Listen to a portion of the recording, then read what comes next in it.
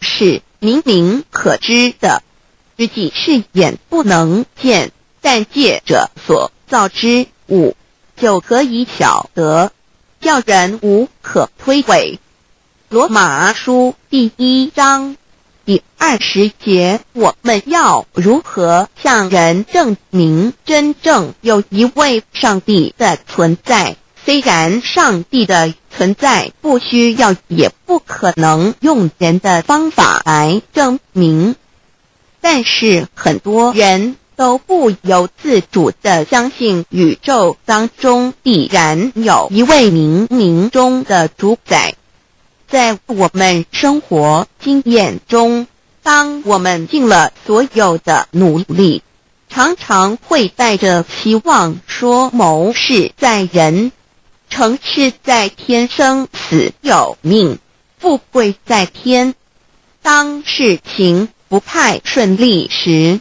我们也常安慰自己说天无绝人之路，若事情已经绝望了，我们只好叹其天不从人愿。最后事情若起死回生时，我们会高兴地说天理昭昭，老天有眼，有一位真神上帝，看不见的并不表示就不存在。如空中有许多电波承载着美妙的音乐影像，虽然看不见电波，只要能借着适合的方法收音机电视，我们不但能知道电波的存在，而且能与这些电波有正确的接触。上帝虽然是我们肉眼所不能见，但借着他所创造的浩瀚宇宙和微妙自然，我们就能知道有一位真上帝，万物的创始者，有一位真神太初，有道，道与神同在，道就是神，这道太初与神同在。万物是借着他造的，凡被造的没有一样不是借着他造的。新约约翰福音1:13，圣经创世纪1.01分 5 general 1:1 起初神创造天地， general 1:2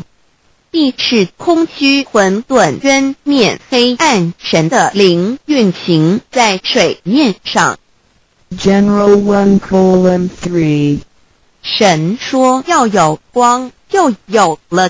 光。 general 1:4 神看光是好的，就把光暗分开了。 general 1:5 神称光为昼，称暗为夜，有晚上，有早晨，这是头一日。